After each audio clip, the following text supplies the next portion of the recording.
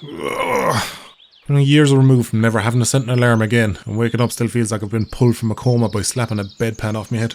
Right, it's Q&A day. I haven't done one of these in a while. I assume this means I'm working on a video that's longer than the list of requirements of a Gen Z girl's Tinder bio. So I guess you're following me around for the day while I answer some of the most common questions I've been asked over the years that I've not addressed before. Probably. Anyway, question 1. In the first unofficial Living with the Boys video, The Pact, where was Heff? In his bedroom playing DayZ, I'd imagine. I remember him being stuck into that back in the day. Anyway, he'd worked the following morning, so he couldn't go out with us that night. Did you ever find out what was in the head, Casey? No, it's genuinely lost to time. And in a way, I hope it stays that way. It's like a myth, a legend, a parable on the fleeting nature of happiness. The drunken sea washed up the gift of the head Casey on our shores, and the drunken tide swept it away soon thereafter. Such is life. In It'll Be Grand, did you and Connor actually leave the boys in Cork? No, that video was just getting way too long and I wanted to end it in a funny and satisfying way. There was actually more funny happenings that happened after we reunited with the boys that morning that involved Connor pretty much killing all of us hungover souls with laughter. But if you want those kind of juicy behind the scene details, you'll have to become a supporter and get access to my commentary videos where I watch the video along with you and give you a load of extra little details you wouldn't otherwise get. In one of your school videos, you had a typo saying Dargent Sucky. Not a typo. That's just my name on a Tuesday, and also not how typos happen. The real mistakes I make in videos are not usually funny, like misspelling divine, this floating Connie hand in the same video, a floating Hoover, my 3 hands, and audio mess-ups like saying top instead of a top, skinny jeans, video game t-shirts, and top only a grandmother will love, it work instead of it worked. I popped the filter back in, verified it worked, which it did indeed, and pedanting instead of pedantic. It can be a great diffuser for when we're all getting a little bit too high-strung and pedanting at ourselves with things. It's just dumb stuff really, but I never really worry about them. With the pace of my videos, I know a lot of that stuff goes unnoticed. And also yes, to confirm people's suspicions, I often intentionally use you're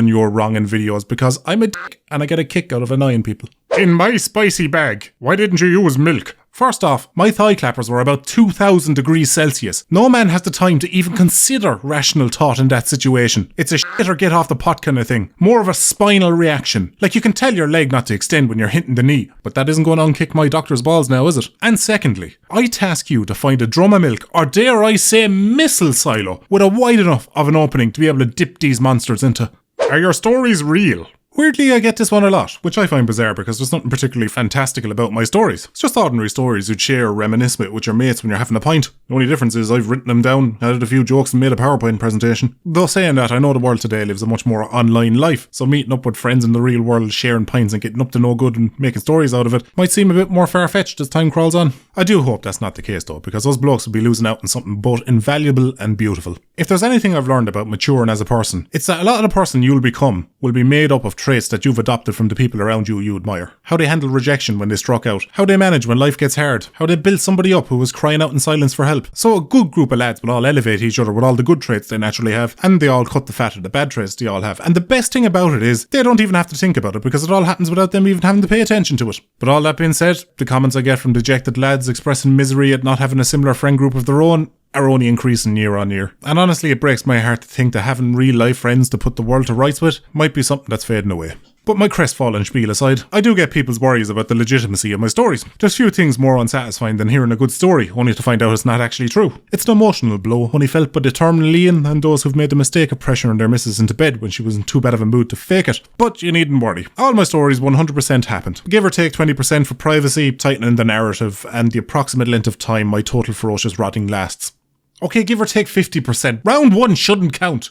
Why are you friends with Tony? Look, here's the thing. Every group of lads has a Tony. Sometimes Tony is the same person for everybody in the group. Sometimes Tony is a different member of the group depending on who you ask. And sometimes an otherwise grand one of the boys does some Tony shit on a night out. Tony isn't just a bloke, it's an action, an experience, a state of mind. Now people are quick to judge the seemingly arsehole friend of the group, but people are two-dimensional. Because yes, a Tony is a liability, an unthinking wildcard of the night that often causes problems, but a Tony will also swing first and ask questions later if somebody's putting your back against the wall. A Tony will say yes to any plans no matter how ridiculous they sound, and a Tony will grace you with many a good story when the in the moment rage fades. But the biggest thing a Tony has going for him is, he will always be one thing. One of the boys. Ducky is a One Piece and Yu-Gi-Oh fan? No, Rocata is though. For those of you who don't know, he's the artist responsible for making me look good. You see, occasionally I'll need background characters or characters that have no specific appearance requirements, and he takes the opportunity to give a nod to some of his favourite stuff. I won't lie, a lot of them go completely unnoticed by me until somebody points them out in the comments. Not that I'm a prude, it's just the genres of anime we watch is different. He watches a lot of what's called shonen anime, and I watch a lot of what's called good anime. And that's the day Ducky lost his artist. No, the man's been with me since 2017, and every nicely drawn character is his fine work. So I'm only happy he adds his own little references to his work like I do to mine. He's easily the most talented and reliable person I've ever had the pleasure of working with in all my years of YouTubing. He's great at taking direction, delivers unbelievable work, and in 6 years, never missed a deadline. I also don't keep him nearly as busy enough, so he does take commissions on all things art. So if you're thinking to get something done, feel free to hit him up, even if it's just to see your own character Duckified, as I'll happily steal that and add it to my character list because I always need extras. If you want to get onto him, his socials can always be found in my video descriptions. Why is Heff often topless? Okay, I'll admit, occasionally I'll do things in videos purely to amuse myself, and Topless Heff is one of them. So in the first official Living with the Boys video, I talk about how Heff was giving a girl a thorough kidney inspection and eventually wanders down to the kitchen to rehydrate. In that particular story, he genuinely did come down the stairs topless. But since now that I had a topless Heff asset, I found it amusing to just keep having him showing up here and there topless and it not be addressed. I just like to think that one day Heff would be watching these videos and it'd be like, wait, how the f*** am I topless all the time? Why are you the only one that doesn't wear pants or shoes? Because my trousers keep getting stolen. And it'd look pretty f***ing ridiculous if I just wore shoes with no pants like. A better question is, why do I cover myself with a towel when I get out of a shower? Why isn't your channel bigger? I still get this one a lot, and my guess, probably because I live a humble life outside of the channel. All I want out of life is to watch shit movies and pig out with junk food with my missus, laugh at my dog's unnatural ability to be comfortable even when it doesn't even make sense, drink beer and talk absolute nonsense with the boys, make as many people laugh as I can, and earn enough money that the postman doesn't give me anxiety. And I have all that right now. There's no carrot on the end of my stick. No reason to get on the grind set and work myself into an institute chasing money and validation like I see so many other creators do. Like, gun to my head, I could probably double my video output, become way more active online and do all the things other creators do to brute force the numbers up. But my mental health would suffer, my friendship and relationships would suffer, and videos would suffer, and for what? So I could eventually add the wealthy badge to my lapel. I've got a job most people would kill for, and I'm in the fortunate position that it also covers my bills every week. I've already won the lottery. I don't need more money, and I don't need more attention. It'd be nice, sure, but having a nicer car to drive or more fans to brag about would have profoundly little impact on my happiness. Here's the thing, I don't pretend to know a lot about death. But what I do know for certain is, when I'm lying in my deathbed at the end of my life, I'm not going to be thinking about how much bigger my channel could have been. And that's even if I think about my channel at all. So it's probably having that mindset is why my channel isn't bigger. I mean, it's that or it's the cartoon ducks making me look like a furry. Did you really make a lot of horse puns about Sean and Sean? No. Or should I say, nay? I am not apologising for that. No, the pun started as a bit of older Ducky's humour bleeding into the scripts of a younger Ducky story. I just enjoy doing callbacks to him in videos because I know new viewers wouldn't get the callbacks. It just reminds me of the kind of dumb in-jokes you'll have with your mates, and I want to keep that spirit alive with you lot. Like, we're all one big group of boys here on the channel. But here's something I think you'd enjoy. Years after we moved out of the gaff, we realised something about Sean and Sean that made them even funnier. They were both female.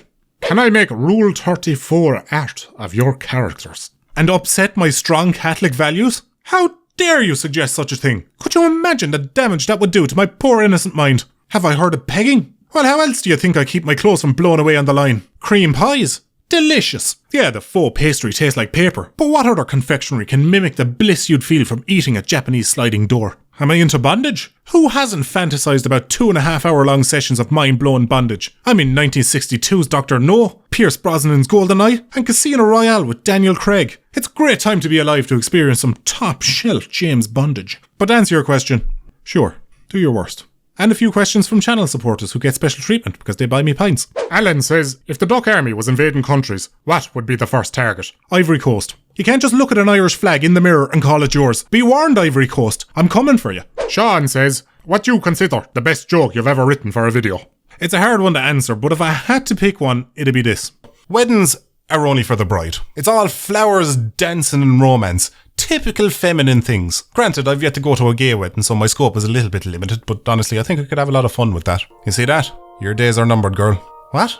Us fellas were the first to push for gay rights, we invented the sex change, and now we can marry each other. You women don't realise we're only a breakthrough in childbirth away from not having to put up with your shit anymore. But that being said, I do have a particular fondness for background jokes and gags that go completely unnoticed by the vast majority of people. Like this scene in It'll Be Grand. So we find this guy and Tony still arguing outside the pub after being kicked out by the bouncers for yipping at each other. And we realise that there's a problem. This lad isn't on his own. He's 4 other lads with him, all of them perfectly identical, which is really strange. I remember saying to PJ, you know, if I was to ever retell this story through the medium of animation, I don't think people would believe me that they all look the same. They'd probably think it's some sort of corner cutting measure. But they're not identical, lad. What are you talking about? All their shirts are different to start. And just look at their... Shut the fuck up. A lot of people didn't notice that when we cut back to the scene, all the guys' shirts are now different colours, implying that reality is a simulation of my memories, and I'm the only one of the characters who's aware of this fact because in the future I created. So it's a constant battle of stopping people blurting out needless details that future/present me will have to draw. But when something occasionally does slip out, I have to then alter their reality to fit their perceptions, lest they start to question it and start becoming self-aware.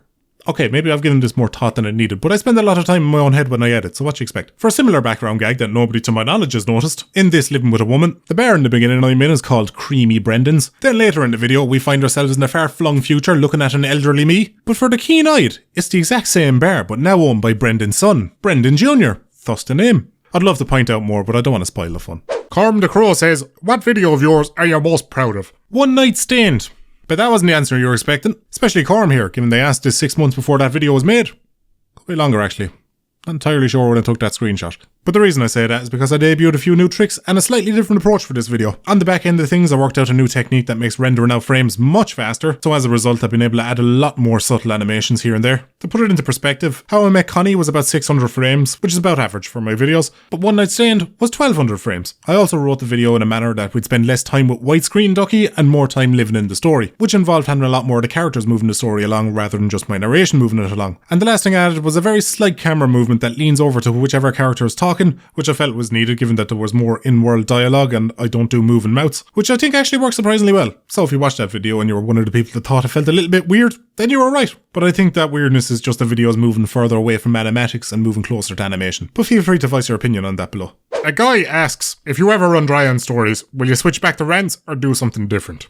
I have more stories than I think I can physically make. I'm 34, that's a lot of years of stories, and the thing is, it's always grown. I've got 3 new stories added onto my list from just this year. But here's the thing, it isn't a story that makes a good story. It's how you tell it. Most of my stories could be boiled down to a paragraph if strictly information was the goal. But if you write the right way, let your loopy side shine and allow yourself to digress, you can take any premise and make it fun to watch for everyone. Be it complaining about your missus, how you're fatter than you'd like to be, and what is a wanket, and how did it get that name. But to get to the root of the question, I could probably keep doing these videos forever, but I don't think I will. I'm no fool. I know that one day even this, the thing I love, will become stale for me. And I'll want to do something else. What shape that'll take? Who knows? Maybe I'll do a web series that isn't shackled by the burden of being true. But that's not something I plan on worrying about for another while yet. Anyway, it's my bedtime. Thanks for tuning in. If you have any questions for a future Q&A, comment down below as I'll probably be back here to farm questions for those in 2 or so years' time. And I will catch you lads and ladies in the next one.